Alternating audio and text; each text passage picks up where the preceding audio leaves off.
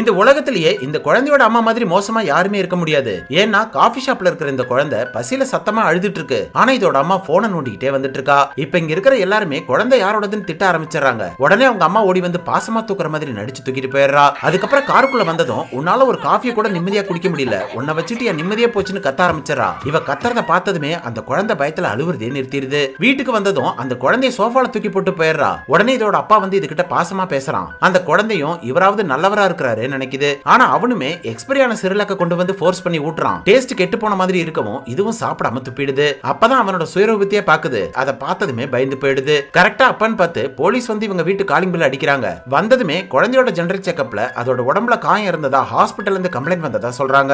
இந்த போலீஸை பார்த்ததுக்கு அப்புறம் தான் இந்த குழந்தையும் நம்மள காப்பாத்த தான் போறாங்கன்னு நினைக்குது. ஏன்னா இது அவங்க அம்மா தூக்கி போட்டதுல அதோட முதுகெலும்பே உடைஞ்சிருது. சோ எப்படியும் செக் பண்ணா மாட்டிப்பாங்க, நம்மளும் தப்பிச்சிட போறோம் நம்பிக்கையா இருக்கு. ஆனா அவங்க இந்த குழந்தையை செக் பண்ண ஆரம்பிக்கும் போது இதோட அப்பா அவனோட ஐடி கார்டை காட்டி அவனுமே சைல்டு வெல்ஃபேர்ல தான் ஒர்க் பண்றேன்னு சொல்றான். இதை கேட்டதுமே அவங்க சாரி சொல்லிட்டு இந்த குழந்தையை செக் பண்ணாமலே கிளம்பிடுறாங்க. இவங்க கிளம்பிட்டாங்கன்னா இந்த குழந்தையை காப்பாத்த யாருமே வரமாட்டாங்கன்னு தெரிஞ்சு இந்த குழந்தை இப்ப சத்தமா அழுது காட்டுது. இது அழுவுறத பார்த்ததுமே போலீஸும் இந்த குழந்தை சும்மாவே அழுதுன்னு சொல்லிட்டு போயிடுறாரு. அவங்களும் வெளியில போனதும் இதுக்கு மேல அழுதா இவங்க என்ன செய்வாங்களோன்னு பயத்திலேயே அழுவுறதே நிறுத்திடுது. இது பயந்த மாதிரி இதோட அம்மா வந்து நீ பிறந்ததுல இருந்து என்னோட சந்தோஷமே போயிடுச்சு, என் உயிரை வாங்கறதுக்குனே வந்திருக்கேன்னு சொல்லி மேல இருந்து கீழே தூக்கி போட்டுறா. அதுக்கப்புறம் பக்கத்துல இருக்கிற பில்லோவை வச்சு அந்த குழந்தைய ஒரேடியே தூங்க வச்சிடறா. ஆக்சுவலா ஒருத்தர் ரொம்ப வருஷமா வேலையே கிடைக்காம வாழ்க்கையில வெறும் கஷ்டத்தை மட்டுமே அனுபவிச்சுட்டு இருக்கான். சோ அவனோட வாழ்க்கையை அவனே முடிச்சுக்கிட்டு மேலோகத்துக்கு போயிடுறான். இவனை பார்த்த மேலோகத்து ராணி ஒவ்வொருத்தரோட வாழ்க்கையும் பூமியில எப்படி இருக்குன்னு இவனுக்கு புரிய வைக்கிறதுக்காக தான் இந்த குழந்தையோட உடம்புக்குள்ள இவனை அனுப்பி வச்சிருப்பாங்க.